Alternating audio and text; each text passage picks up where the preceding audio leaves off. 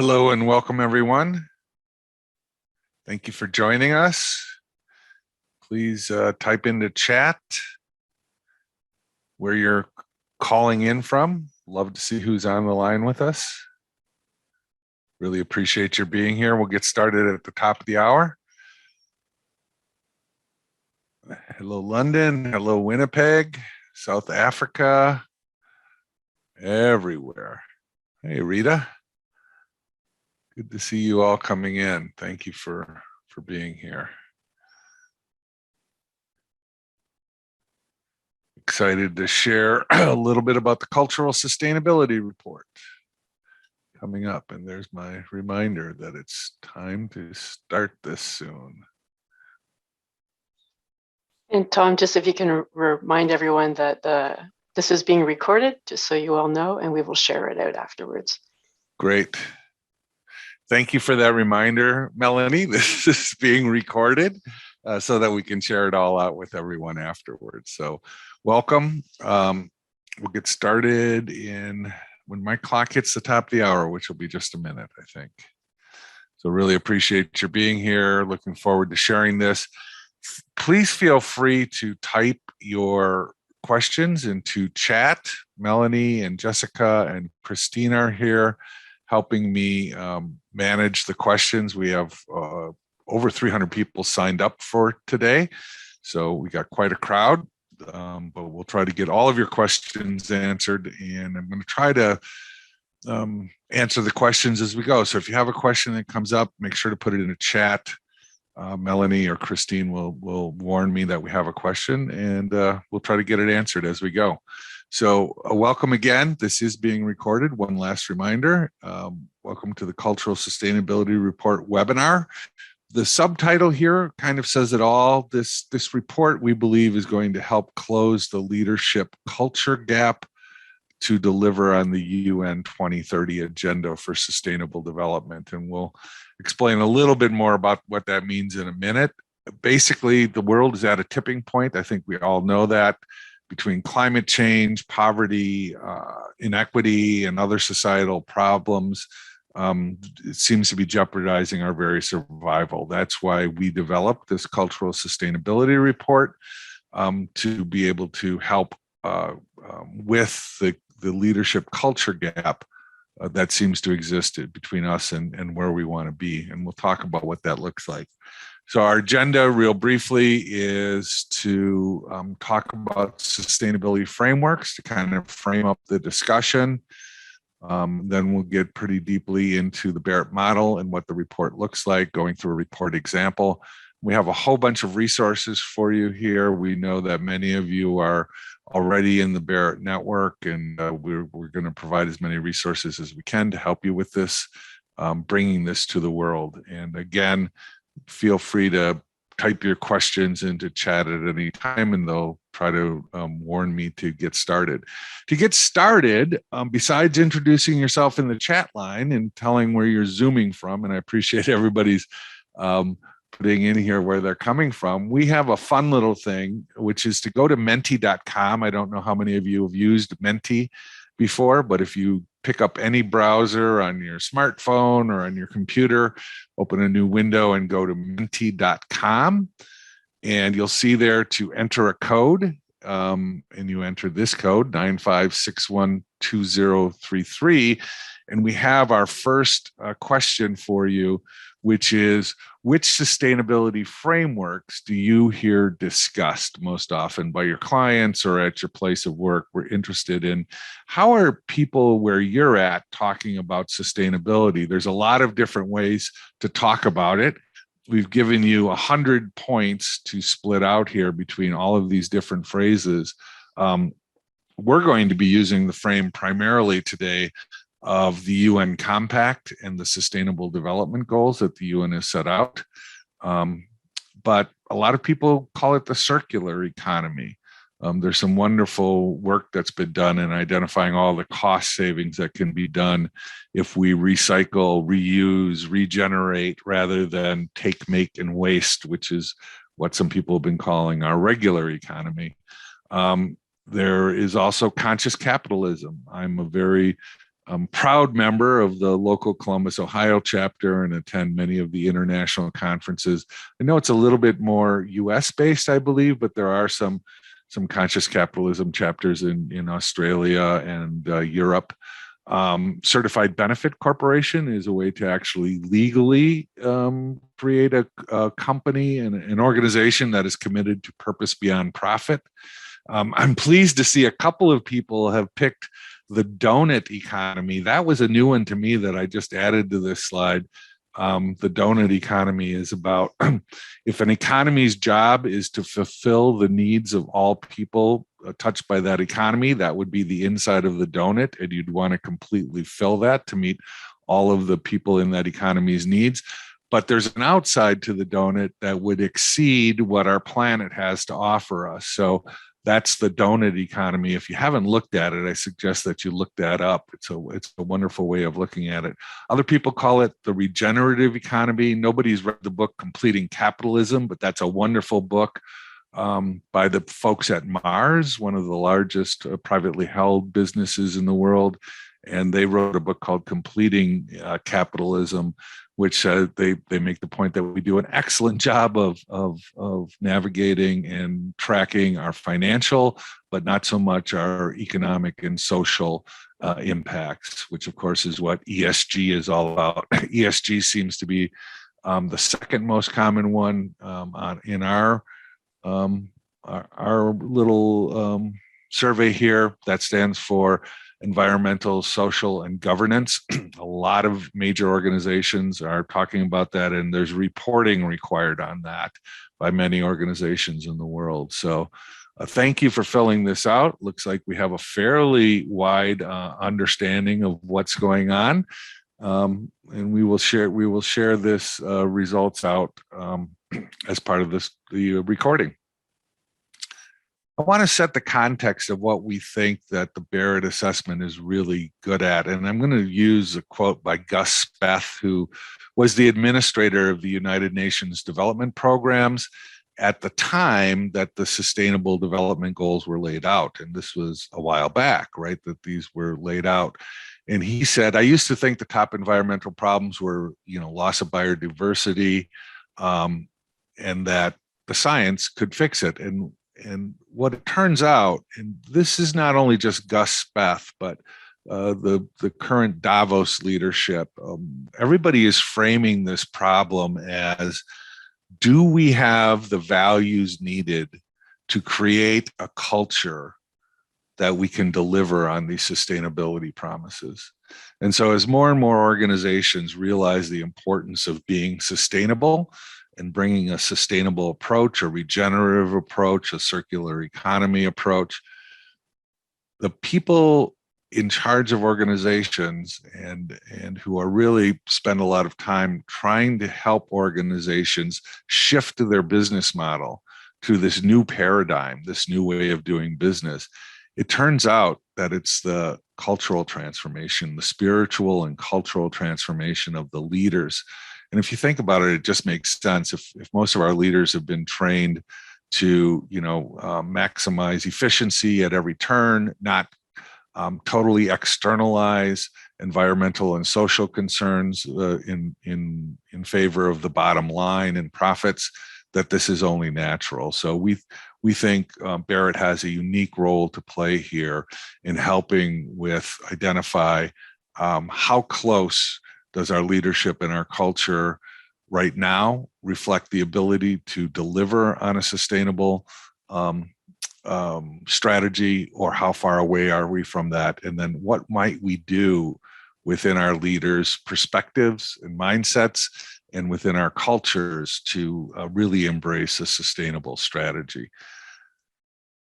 The UN goals, we're calling this the UN has been calling the 2020s the decade to deliver, because the science believes that we have about until 2030 to deliver on the goals as a planet.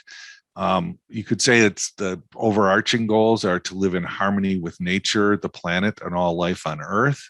Another way of putting it is to create conditions for every human being on Earth to have the opportunity to experience well-being, contentment, and peace.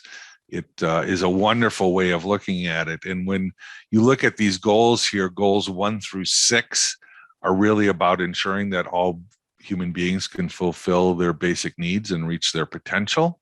When you look at goals 7 through 11, it's about supporting human beings in prosperous and fulfilling lives through sustainable economic, social, and technological progress. Goals 12 through 15 are about protecting our planet's natural resources and climate through sustainable production and consumption, really looking at the entire value chain and how sustainable is that, so that not only current generations, but future generations can succeed. That would be the outer donut we talked about in the donut economy. Goal 16 is about nurturing peaceful, just, and inclusive groups, organizations, and communities that are free from fear and violence. It's only one goal, but it's a very, very big one and really up in most societies today. And of course, 17 is about collaborating with others in the spirit of unity to create this sustainable future for all. And really want to express appreciation to everyone on this call, because I believe we are coming together around goal 17 here, working on partnership for the goals. But again, this requires a shift in perspective. It requires a new mindset. It requires a new business paradigm, one that goes beyond profits, includes profits certainly, but goes beyond profits. And this is particularly true, we believe, for business as the drivers of this. If you look at the UN Tom, Global, yeah, sorry, please. Tom, can I jump in? Thank you. Not a question, but I just want to bring light to it. Christopher has put a link in the chat line at TED Talk about healthy economies, how they should be designed to thrive and not grow. So just picking up what you're putting down. Yeah, that regenerative kind of not growth at any cost, but intelligent growth and sustainable growth, so that everyone can survive. I love that. Thank you for sharing that.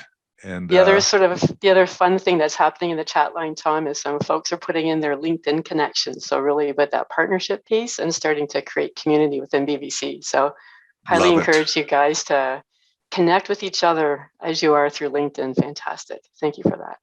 Love it. Thanks, Melanie. And thanks for interrupting me. I know you said you didn't want to do that, but you see me, I get rolling. I need interrupting once in a while.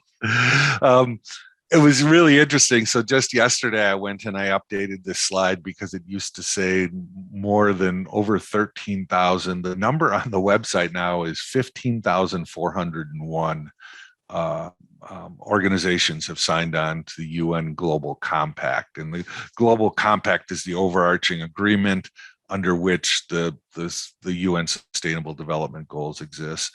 And it's over 164 countries now. And you can see some of the largest organizations in the world are signed on here and supporting it. So we believe we're very encouraged by this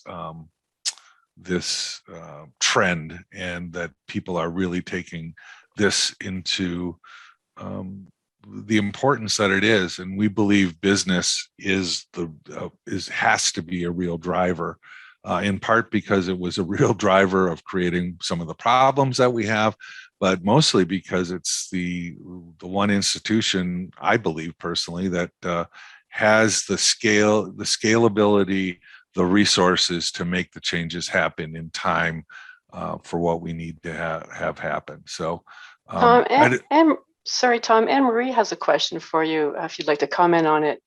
How come that some of these companies are the worst in terms of pollution and threat to the health and biodiversity? It's hard to say. I mean, I don't know whether you're looking at like BP there on the, in the middle of the thing because of, oil spills. I think you have to take in totality organizations' movement towards these. If we were simply to focus on the bad things people are doing, it would be very difficult to point to any organization and say they are pure, they do it all correctly. Yeah, there's some comments in about, is this lip service? What about Facebook and, the Global Compact? Question mark. And perhaps is this a bit of, as you would say, greenwashing or whitewashing, or is it their first step in making this shift towards? Yeah, I mean, I think,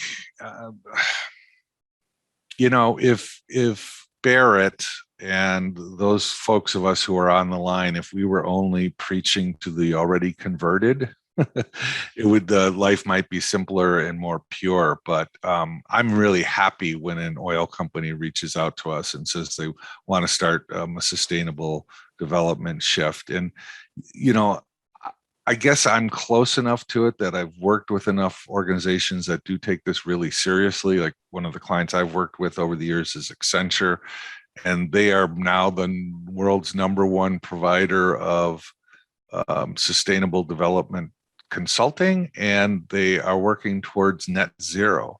And net zero is not the be all and end all, but it is certainly a goal that is extremely helpful. They're also committed to clean water in every place that they work. So none of these organizations are perfect, but any step towards the right direction is a step that I celebrate, and that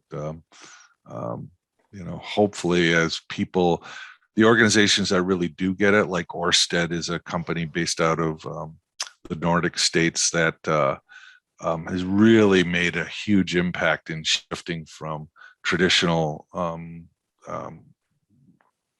make waste energy to renewable energy. So I can tell you there's a lot of organizations who take this very, very seriously.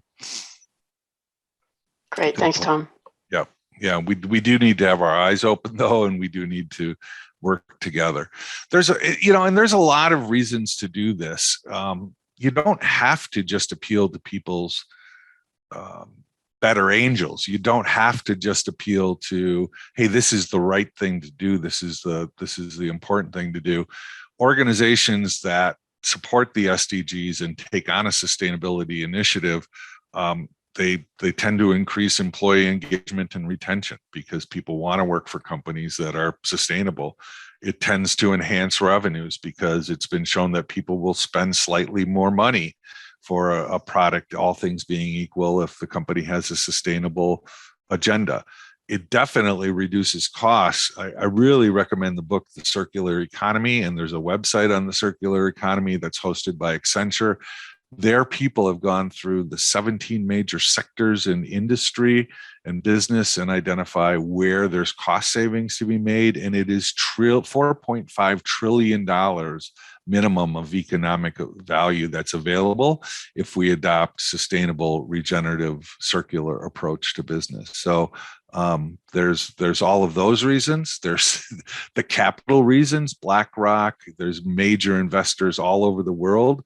I just was meeting with my own financial investor and just shifted all of my personal investments into funds and companies that are serious about ESG measurements. Not to mention that when you start to take this seriously and you work hand in hand with governments, I think some of the best examples are city examples, where cities are really taking on and making a huge impact locally in things like renewable energy. And certainly those kind of relationships, public-private partnerships are going to be important. And of course, a lot of us spend our dollars with organizations who have a sustainable agenda. So Tom, there's a lot of reasons. Question. Sorry, my friend. There's a question that came up in the Q&A that I'm just noticing here is there a means to govern these companies around meeting their goals? Just going back to the previous slide. Yes. So the UN has its own measures and continues to evolve and work on those. ESG reporting, I believe, has got government regulations behind it internationally. So more and more companies are being forced to, adhere to certain standards. B corporations, who those organizations are taking this very seriously. They fill out the B corporation assessment is probably the most comprehensive that I've seen, and you have to go through an extensive process and fill out and talk about everything from all of these different values. And and ways that your company is either contributing to or detracting from environmental, social areas, as well as profitable areas. So a lot of different roadmaps out there, none of them perfect yet. We're all finding this out together. Great question, though. Perfect, thank you. Yep, and Clive's point here is really important. The companies who are really getting it and doing this right are involving their whole value chain. And if you think about it, that's really important, because it would be very easy to push unsustainable practices outside of your value chain, and let your suppliers or your the people downstream from you bear that burden. So it really does need to be a coordinated, collaborative effort. Great points. Thank you, everyone. So those are the many reasons. And by the way, this is all outlined. I think we can send out, there's a very comprehensive HBR article on how companies are saving and making money along all of those lines. And I think we can send out a link to that article now when we send out, Jessica, when we send out the recording to this. Happy to do that. Good. If there are no other questions, I'm going to move into the report and why we think the Barrett approach to understanding values is really on track here. And again, this question comes from a report that came out of the young leaders at Davos, who are trying to be on the front edge of this. And again, the people in the know would say that the science has come a lot farther, and the things on the horizon would indicate that we still have an opportunity to save this planet for future generations. And the technology aspects of it, while still not perfected, and we still have a lot of work to do, the good news is that it's looking like we have the tools at our disposal. The question is will our leadership teams, will the people in charge of the organizations that contribute most to the pollution and the climate, the negative consequences we had, will they change fast enough to create a sustainable strategy that will deliver in time for the 2030 goals? And that's what Barrett is all about. And most of you on here already know Barrett, that because we work in values, and because values are reflections of our needs, and because we make our decisions and base our behaviors on our values, that it's a great way of describing our motivations and define who we are, right? So values go deeply into looking who we are and why we do what we do. And it's really a summary of our aspirations and intentions. And if you think about the Barrett Model, which we regard as a universal map and mirror of those human needs and human values, it encompasses everything from basic viability, which is health and profit, which many of the sustainable development goals focus on, all the way up to positive relationships, and at the very top, living on purpose and cultivating community. So a sustainable strategy needs to be sustainable at all 7 levels. And some of the work we're doing is with the UN Sustainable Development Report, is to look at how sustainable are we at each level of the Barrett Model, and what might be holding us back if we're trying to move in that direction. So the Barrett Model, again, we think that the magic of what we do is we make the invisible visible. So when you look at the behavior and the results, what people and organizations are saying and doing, we really believe that is a reflection of what's underneath, the inner state of being of that human or that human system.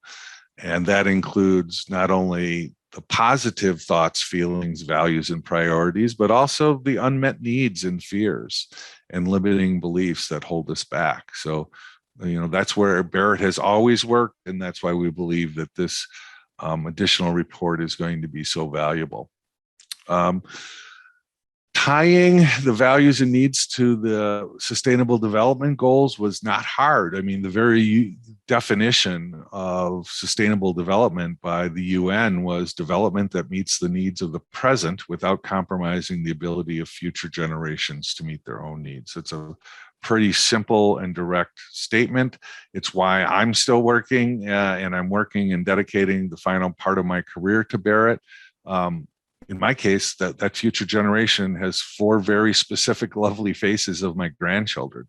And that's why I'm doing this work. And we believe that because humans value what they need, our Barrett analytics can be really helpful in helping people with this mindset, this perspective shift that needs to happen if we're to meet the goals. So again, when we can assess and diagnose the foundation of an organizational cultural sustainability is personal sustainability. In other words, let's look at the leaders, let's look at the individuals in that organization. Do they have inside of themselves the values that would support a sustainable agenda?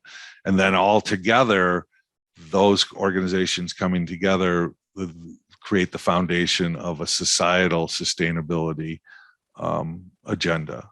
And so we see the connection between the individual, the human system of the organization, and then the bigger societal system.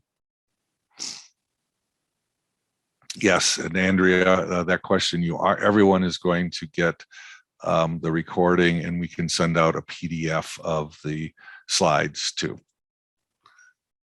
All right. That's kind of the background. Let's get into the report a little bit and look at what this report looks like. So the report was designed to answer these questions. And again, it's to align our people with our culture and our strategy, because we know that they all work together. So what values are there that support your people in aligning to the UN Sustainable Development Goals? Do our leaders have the values they need to create a culture that's going to maximize execution of that sustainability strategy?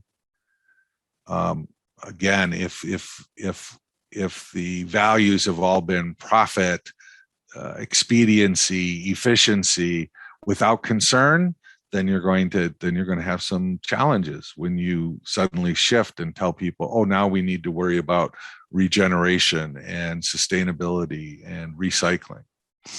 So how aligned is your current culture to the 5 Ps?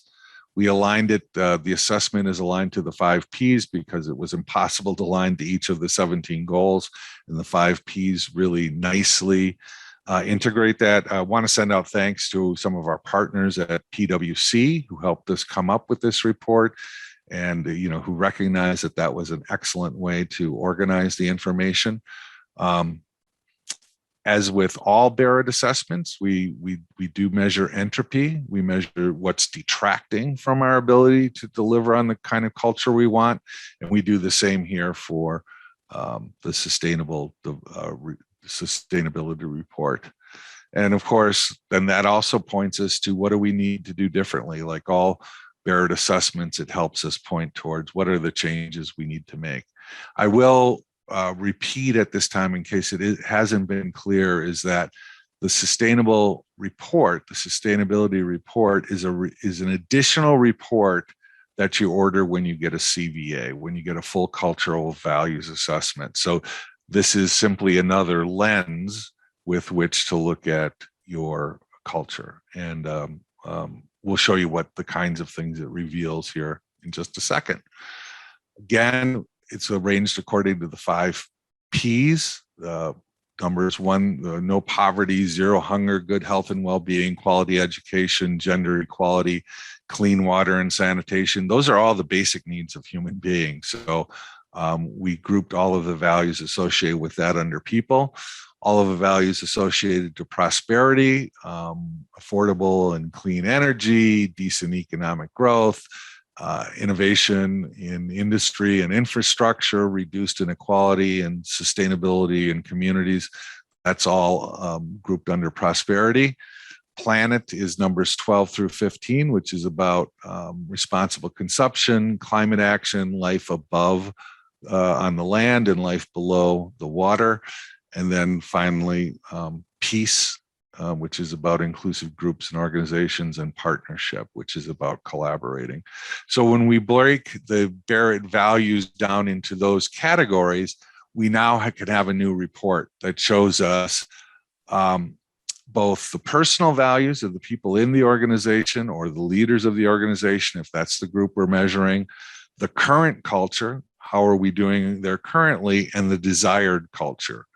So in this case, you can see that there is a blank under people in the current culture, yet there is a whole bunch of desired values in the desired culture. So employee fulfillment, personal growth, leading by example, and professional growth. That's a huge opportunity for this organization if it's looking to support the sustainable goals 1 through 6, because those are associated to people. When you look under prosperity here, they probably have that fairly well handled, right? That's where most of their values are already existing. When you look at another one that could really use some help here, looking at this specific report, is if I'm working towards the partnership and I'm trying to do this with, say, my whole supply chain, and I have confusion and silo mentality in my current culture, we might want to look at what can we do to develop teamwork and trust to improve the ability to deliver on those partnerships. So again, this is simply a different way of laying out the exact same Barrett values assessment values, only in across the 5 Ps, so you get a view of how well are we currently positioned to deliver on a sustainability strategy, and what levers might we need to pull if we are lacking in some area, or that's our next stage of growth. Yep, please. Sorry, Hunt. There is a question here from Carlo. Are the values equally spread between the 5 Ps, and if not, do we know the distribution of them? Yeah, I wish we had Emma on here, but she assures me, I wasn't around when we did this, but when Phil and Catherine and Emma worked on this, I was told that they split very nicely according to these 5 Ps. That was kind of the big breakthrough that we had when working with our friends from PwC, who said that this was a good way to do it. Perfect, thank you. Yep. That same report, and you can see this for those who are familiar with Barrett reports, that this is just another view that will show you that same information of we seem to have a gap here in our people area. We seem to have a decent amount of entropy in these other areas, and we might want to fix that. So it really helps you pinpoint where your gaps are, where the gravel in the gears of entropy are showing up, and what's holding you back from a sustainable development. And again, this is simply an additional lens that can help you determine what are the levers that we need to do inside of our culture to get our culture to the level where we're delivering on our strategy, and in this case, a sustainable development strategy. Again, we do place the entropy against each of the 5 Ps, just like we do in a regular entropy report. And you can see here the total amount of entropy. They're really kind of suffering under the partnership area and the peace area, if those are important to them. So this company is going to have some work to do if it's trying to deliver on that part of the sustainable development strategy. Thank you, Anne-Marie. I'm glad you find it interesting. It really is. The value of Barrett to me is always that we can take a look at these values, we place them according to their levels in their order, and all of a sudden insights start to emerge about the complexity of human beings and the complexity of human systems, and what we can do to take them to the next level. I'm about to get into next steps and an open Q&A session. Is there anything else coming through at this time, Melanie? No, not that I've seen. Oh, there's a big comment just came through from, from Bert. Take a read. DSG goals. Pursue. Great report. Love it. Yeah, thanks. in a broader framework, I'm worried to focus too much on them since they do not contain values like freedom, autonomy that may be taken for granted. If we only focus on the sustainable goals, we might miss these higher level goals that are crucial for well-being. How do you see this? How do you see this working with this report? That's an excellent point, and that is why we had extensive discussions internally. I can't see Bert. We had extensive discussions internally about whether to make this a standalone report, and because of the very issue that you brought up, we decided to, at least for now, that the only way you can get this report is with a full CVA, which a full CVA is going to give you that insight into those kind of level 4 and 5 issues of autonomy and freedom that you're speaking of. So this is just an additional lens, an important lens, we believe, if you've got a sustainability agenda. But again, just an additional lens that might make you focus on some things that maybe didn't seem as important without this lens. The other question here too, Tom, is, are the word choices exactly the same or as a regular report, or did we add new words to this report, so new values? Well, the values are the values are the same as in all of the normal templates, but for those of you who do work with BVC, you know that we can always, and we do, customize and adjust the words for values. And something you might not know that I didn't know until I joined BVC in the last 9 months is that I think on an annual process, I know on a regular process, and I believe it's annual, we remove words that have not been selected and popular and add new words that are more important these days. So like, I believe diversity and inclusion, or some, whatever our words are for that, are now in the standard report, and they weren't before. So that we do shift our values as values shift in the world, because it would make sense, would not make sense not to. But it is a formal review process we go through on a regular basis. And if companies have very specific words that they're looking for, you know that we find a way to slot them into the appropriate place. There's a few more questions, Tom. Richard, welcome. Richard, has this report been adapted for national values assessment? That question's coming up a couple of times. It could. I mean, it could be run against it can be run against any size report. So yes, it could be done that way. It hasn't been done that I know of. We've only been in soft launch kind of trial period with this. I think we've only done maybe a dozen of these assessments so far, but I do know there are some new national assessments coming up, and it wouldn't surprise me. I know there's a community assessment going on in a city in the US, and I know some people are working on a US national values assessment. It wouldn't surprise me that they would want to order this report along with the regular values assessment.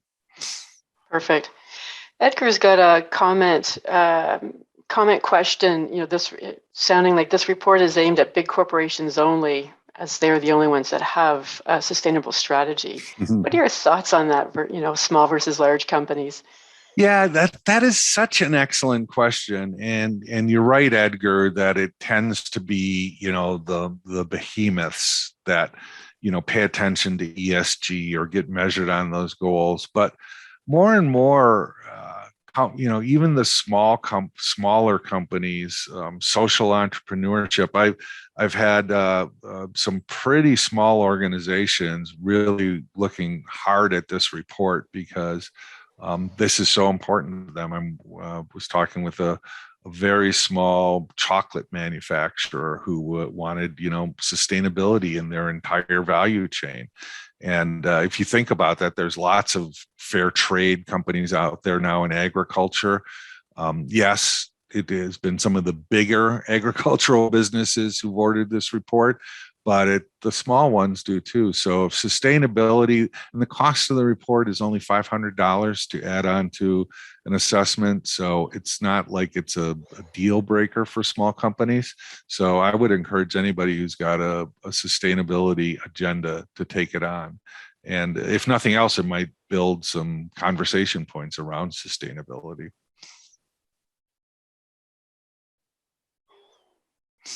Anything else, Melanie?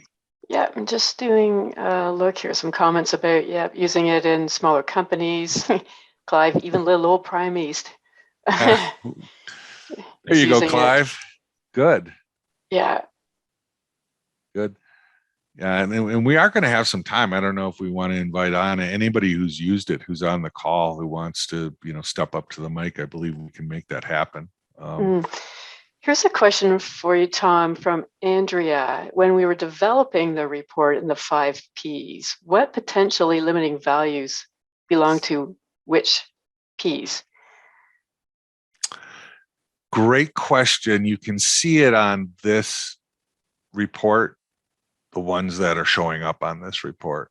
And of course, we don't divulge all of where we place all of them because that's our intellectual property, but you can see the ones on, I think you can see it. Do you see the slide I'm sharing here, Melanie, on Yep. the entropy report? So planet would be short-term focus and exploitation. Prosperity would be bureaucracy, cost reduction, and caution as examples. And of course, we place all of them against here.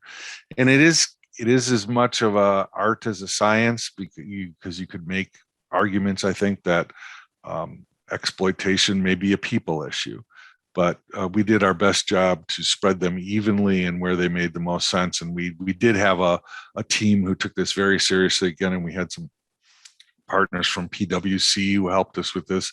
We had a lot of people look at this, and we've had it in testing, and so far so good. And we will continue to take your feedback as you use this, but we think we're on the right track. Yeah, that's great. That was one of the other questions too. What sort of outside stakeholders have been a part of this? So the PwC comment is perfect. The other question coming up from Simone is, would any aspect of this be included in leadership assessment? Peace and prosperity seem to fit in quite nicely when you think of leadership.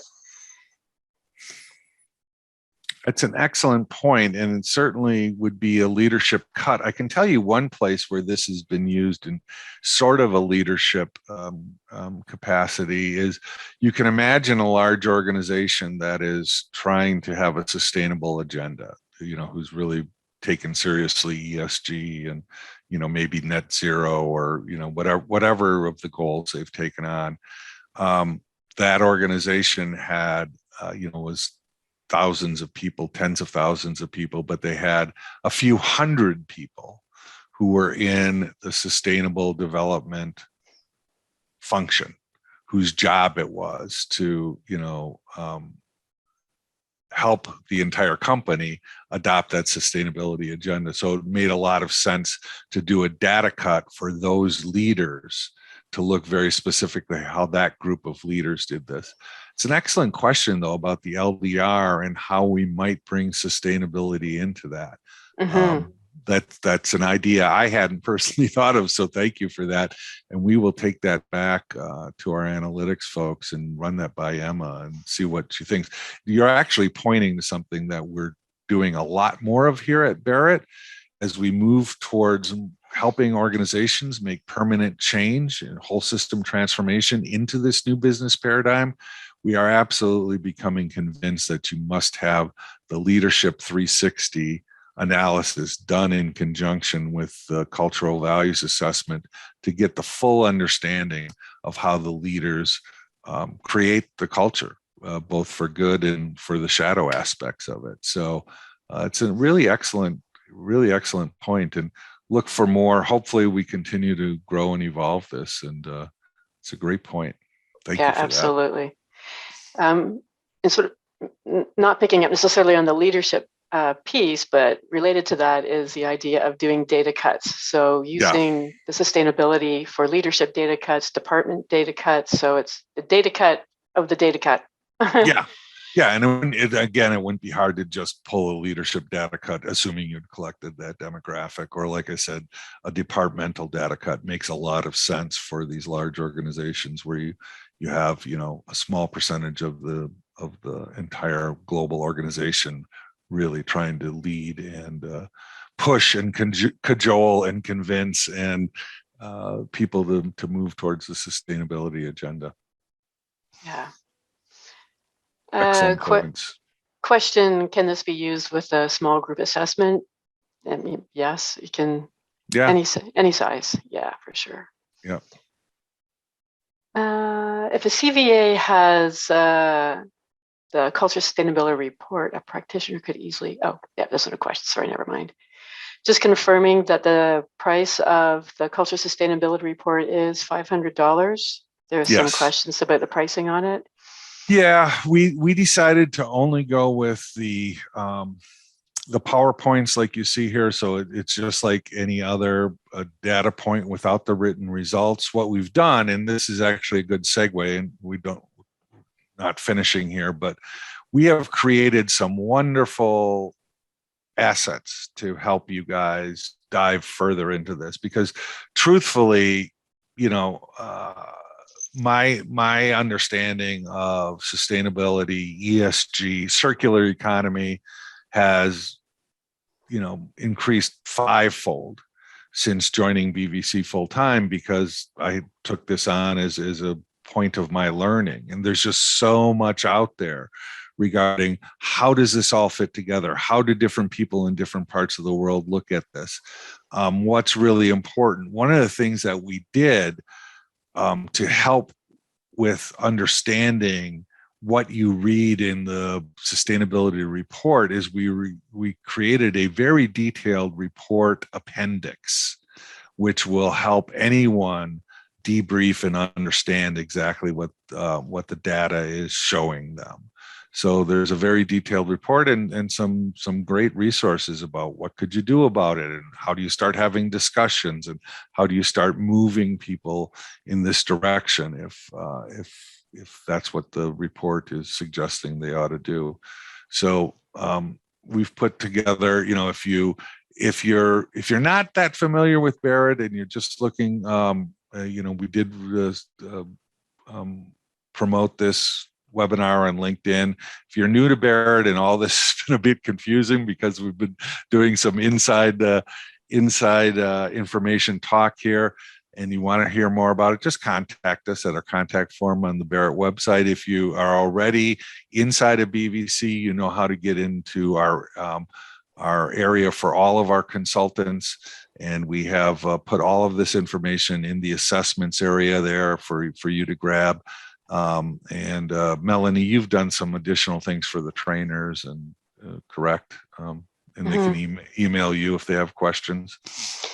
Yeah, and one of the questions way back earlier was asking about circular economy. So if you're not familiar with some of the frameworks that Tom is referring to, there's a key sustainability frameworks document which has links to things like circular economy and ESG to help orientate yourself to some of the lingo for you. Yeah, and for those who, because I have a strong cynic inside of me, and I've sometimes shared a cynical viewpoint about, our organization simply greenwashing, or are they taking the sustainability seriously? And the more I've looked into it, and the more books I've read, and looking at simply the research that Accenture has done around how much money is to be saved when we do this correctly, I have great hope, because it does appeal. There are reasons to do this that are entirely profit driven. It turns out that being best for the world is actually best for the bottom line too, and that's the shift I think we're talking about here. Almost anybody who's used a Barrett assessment is doing it because they want to be best at what they do. They want to be best in their industry or best in their region, the best insurance company in the Midwest, or however you phrase that level 3 excellence was what always drove companies to, try to improve their culture. But now more and more, it's about not just being best in the world, but being best for the world. And again, the data shows, whether you're looking at the trillions to be saved by large global corporations, or if you read the book Completing Capitalism and you look at what Mars was able to do in some of the poorest parts of Calcutta and create sustainable businesses there for women and keep them out of the sex trade. It's just amazing the work that is being done at a grassroots level. And the only way you're going to find out about that probably is like I did, by really rolling up your sleeves and digging in. So that's one of the reasons I put together those resources, because I'm a huge believer in this, and I'm a huge believer that education is our best friend. Mm-hmm. A couple of comments on the resources folks are asking, just so that you guys know that there is a marketing deck on the resources that you're welcome to use. And this one, what kind of case studies or success stories with this new report do we have? That's coming up as some questions, given that this is a fairly new report.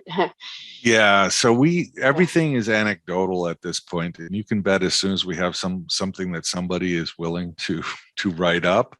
But especially if any of you are on the call, because we've had successes in the financial industry, we've had successes in the agricultural industry, but the results have been too early to tell. Everybody that has tried the report, who we've interviewed, has said that it was valuable and that the client got something out of it. But we really haven't gotten to a point yet where we can write up a success story where somebody used it to, achieve their sustainable development goals. But we're willing and open, and we highly encourage.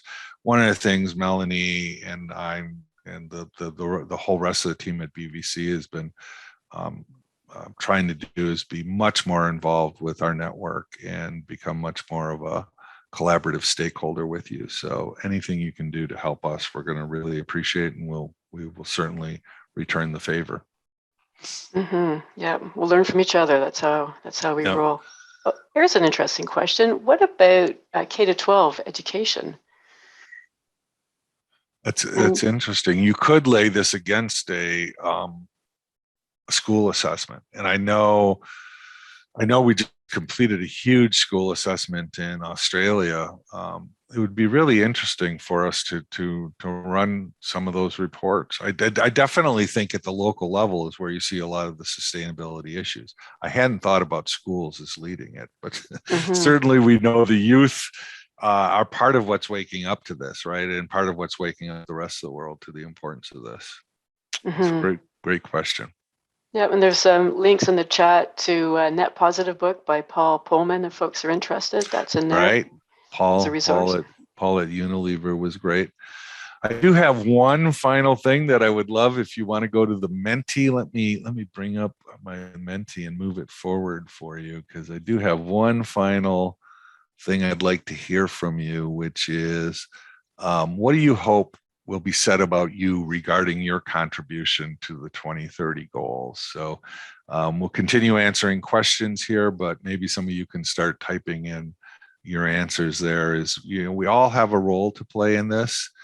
And personally, again, I'll just say that this is my commitment, and why I was thrilled to join Barrett full-time 9 months ago and commit myself to this work, because I believe the new paradigm of business, whole system transformation, creating businesses that are not only best in the world, but best for the world, are what's going to make this planet habitable for my grandchildren.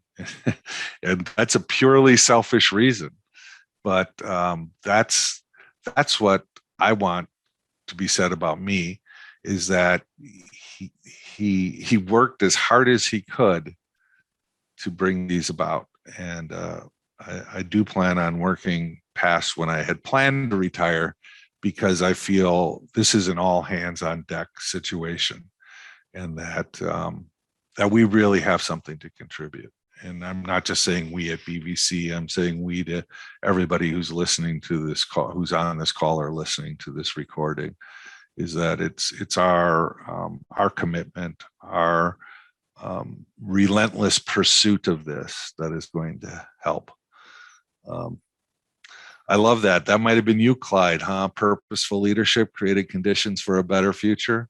I think that's an excellent, excellent point too, is that when you talk about whole system transformation, it has to include leaders and values that drive a positive culture. But that also has to be tied to a higher purpose and a mission and purpose beyond simple profitability. Not that profitability isn't important, because it is, or otherwise the efforts won't be going along. But it's putting it all together: the leadership, the culture, the purpose, and then the practices. And, we're never going to be expert at how to drive cost out of like mining or fast moving retail goods. But guess what? There are organizations out there that's their entire purpose in life. So as we work together and collaborate towards this, I know that all of the resources are there. I know that the science is there that is going to make this possible. It really is a question of, do we put our hearts in the right place to make this happen? Hey, Tom, there's a great comment from Anne-Marie, and I would say, challenges you, but challenging all of us. What are our personal habits that we're willing to change and sacrifice? Like flying, or, driving when we could walk, or right, making sure the water's turned off and the tap's not running, the little everyday behaviors that we take for granted. Didn't you guys include a personal fun little assessment you put together to look at those kind of things? And I think that's so important. I just ordered an electric snowblower to replace my gas powered one. It's a minor thing, but that's one of the things I'm doing. My next car is going to be electric. I mean, everything, turning off the lights. My granddaughter has a little fine sheet that she writes up, and I encourage her to give it to my wife all the time, because my wife is notorious about leaving lights on. So we actually have a little fine system in our house if you get caught leaving a light on. So all of that's important. And again, it's kind of hard to do anything in life without making some kind of footprint. But the question is are you being as thoughtful and responsible as possible when you make your carbon footprint, and what are you doing to offset that, and what other areas are you working in? Because it's not just about climate change and global warming, although it's a huge piece of it. I know there's people on this call doing wonderful work in the area of human rights and human trafficking and many of the other issues that are that, as the old paradigm, one of the things I say that gives me hope is I believe many of the upsets we see in the world are the old paradigm crumbling and the last hurrah of the old way of doing things, and that we actually are entering a new era of potential, in large part because our science is helping us get there. So there's lots of great comments about how people are shifting their behaviors personally, like buying recycled clothing, not buying new, straws, and are they really helping the ocean, cutting them in half versus not using them at all. So right. Great stuff in here. Get your steel straw out, right? Yeah.